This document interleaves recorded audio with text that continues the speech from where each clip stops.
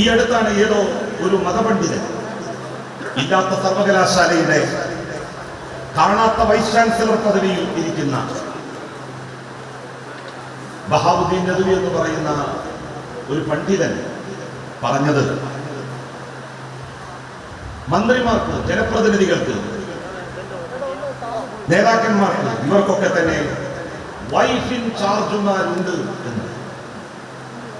സത്യത്തിൽ ഞാനത് കേട്ടപ്പോൾ വല്ലാതെ അത്ഭുതപ്പെട്ടു. നമ്മളുടെ മുന്നിൽ രാഷ്ട്രീയ നേതാക്കന്മാരായി നമ്മൾ കണ്ടവരും പഠിച്ചവരും വായിച്ചവരും അവർ വ്യക്തിശുദ്ധിയുടെ മൂർധന്യത്തിൽ കാത്തു സൂക്ഷിച്ചവരാണ്.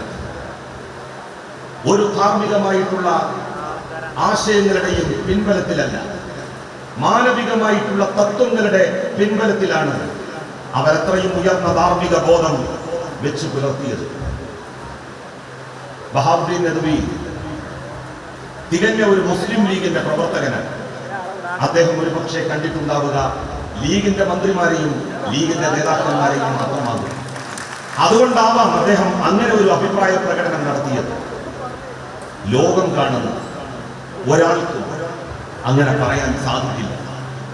സഖാവ് ഇ.എം.എസിന്റെ ജീവിതമൊക്കെ വായിച്ചു നോക്കിയാൽ അവരുടെയൊക്കെ ജീവിതത്തിന്റെ വിശുദ്ധി എന്തുമാത്രമാണ് എന്ന് നമുക്ക് ബോധ്യമാകും.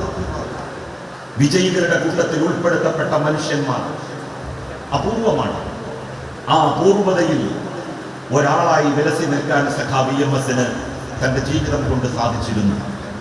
ആ ഇ.എം.എസിനെയാണ് നമ്മൾ ഇന്നിവിടെ ഓർമ്മിക്കുന്നത്. ആ ഇ.എം.എസ് താൻ ജീവിച്ച കാലത്തെയും സമൂഹത്തെയും കലയെയും സംസ്കാരത്തെയും ജാതി ഉന്മൂലനങ്ങളെയും എങ്ങനെ കണ്ടു എന്നുള്ളതിന്റെ പുതിയ പരിപ്രേക്ഷ്യമാണ് ഈ 2 ദിവസങ്ങളിൽ ഇവിടെ ചർച്ച ചെയ്യപ്പെടുന്നത്. മഹാത്മാഗാന്ധി പാവപ്പെട്ടവരുടെയും അധസ്ഥിത ജനവിഭാഗത്തിന്റെയും കുടിലുകളിൽ കഴിഞ്ഞ്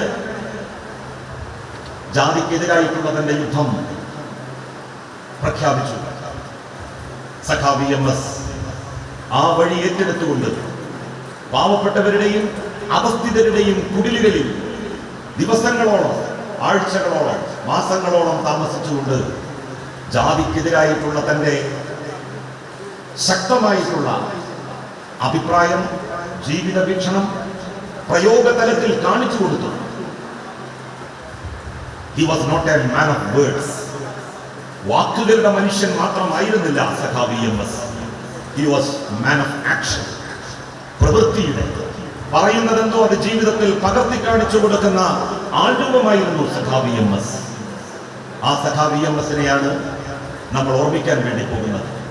ആ സഖാവ് ഇ.എം.എസിന്റെ ഓർമ്മകൾ അയവിറക്കിക്കൊണ്ട് നടക്കുന്ന ഇന്നത്തെ ഈ സെമിനാർ ഔപചാരികമായി ഉദ്ഘാടനം ചെയ്യുന്നത് CPIM-ന്റെ പാർട്ടി സെക്രട്ടറി, ഇ.എം.എസിന്റെ ജീവിത വീക്ഷണങ്ങൾ പുലർത്തി തന്റെ രാഷ്ട്രീയ ജീവിതം മുന്നോട്ട് കൊണ്ടുപോകുന്ന വ്യക്തിത്വത്തിന്റെ ഉടമയുമായിട്ടുള്ള സഖാവ് ഗോവിന്ദൻ മാസ്റ്റർ അവർകളാണ്. അദ്ദേഹവും MLA ആയിരുന്നു, മന്ത്രിയായിരുന്നു. പക്ഷെ അദ്ദേഹത്തിനും വൈഫ് ഇൻ ചാർജ് ഒന്നും ഞാൻ കണ്ടിട്ടില്ല.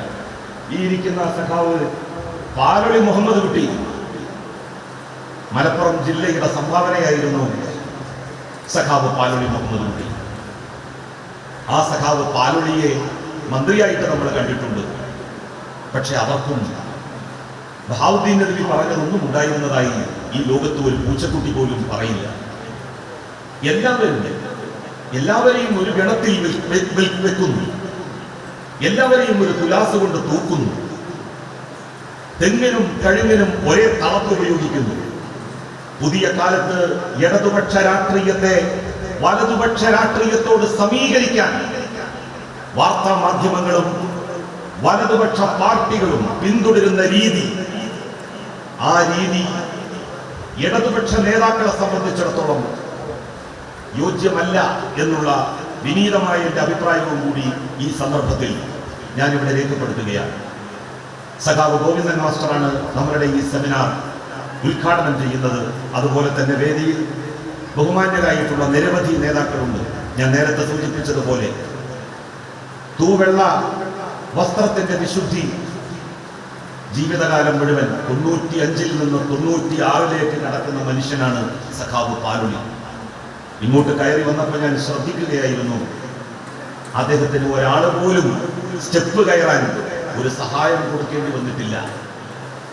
ആ മനുഷ്യന്റെ ഹൃദയശുദ്ധിയുടെ, പാലൊളി എന്ന വാക്കിന്റെ അർത്ഥം തന്റെ ജീവിതത്തിൽ സമ്പൂർണമായി സാർത്ഥകമാക്കിയ നേതാവാണ് സഖാവ് പാലൊളി മുഹമ്മദ് കുട്ടി.